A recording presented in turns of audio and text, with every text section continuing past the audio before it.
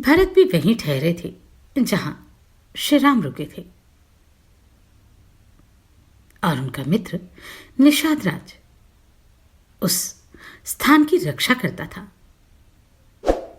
जानते हैं आगे क्या हुआ? श्री वाल्मीकि निर्मित आश्रामण आदिकाव्य के अयोध्या कांड में 84वां सर्ग।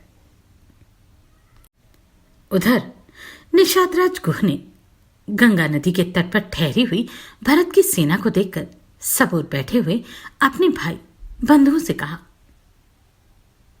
भाइयों, इस ओर जो ये विशाल सेना ठहरी हुई है समुद्र के समान अपार दिखाई देती है। मैं मन से बहुत सोचने पर भी इसका पार नहीं पाता हूं। निश्चय ही इसमें स्वयं दुर्बुद्धि भरत ही आया हुआ है। वह कोविदार के चिन्ह वाली विशाल ध्वजा उसी के रथ पर फहरा रही है। मैं समझता हूं यह अपने मंत्रियों द्वारा पहले हम लोगों को पाशों से बंधवाएगा अथवा हमारा वध कर डालेगा। तत्पश्चात जिन्हें पिता ने राज्य से निकाल दिया है उन दशरथ नंदन श्री राम को भी मार डालेगा।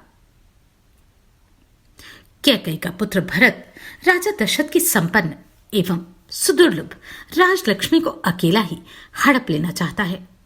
इसलिए वह श्री रामचंद्र जी को वन में मार डालने के लिए जा रहा है। परंतु दशरथ कुमार श्री राम मेरे स्वामी और सखा हैं, इसलिए उनके हित की कामना रखकर तुम लोग अस्त्र शस्त्रों से सुसज्जित हो यहां गंगा के तट पर उपस्थित रहो। सभी मल्लाह सेना के साथ नदी की रक्षा करते हुए गंगा के तट पर ही खड़े रहें और नाव पर रखे हुए फल मूल आदि का आहार करके ही आज की रात बितावें। हमारे पास 500 नावें हैं, उनमें से एक एक नाव पर मल्लाहों के 100 जवान युद्ध सामग्री से लैस होकर बैठे हैं। इस प्रकार गुह ने उन सबको आदेश दिया। उसने फिर कहा, यदि यहां भरत का भाव श्री राम के प्रति संतोषजनक होगा तभी उनकी यह सेना आज कुशलपूर्वक गंगा के पार जा सकेगी।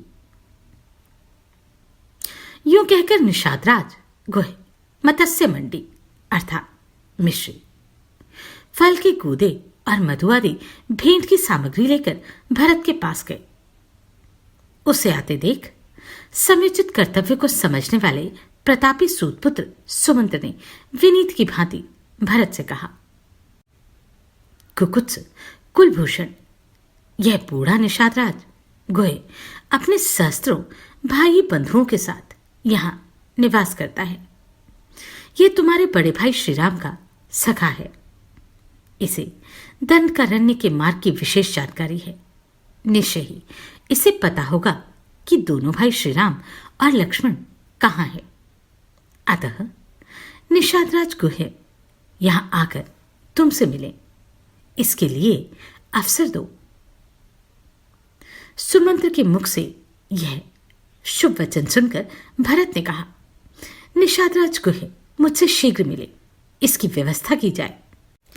मिलने की अनुमति पाकर गुह अपने भाई बंधुओं के साथ वहां प्रसन्नता पूर्वक आया और भरत से मिलकर बड़ी नम्रता के साथ बोला, यह वन प्रदेश आपके लिए घर में लगे हुए बगीचे के समान है।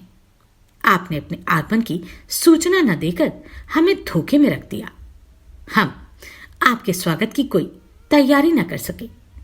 हमारे पास जो कुछ है वह सब आपकी सेवा में अर्पित है। यह निषादों का घर आपका ही है। आप यहां सुखपूर्वक निवास करें।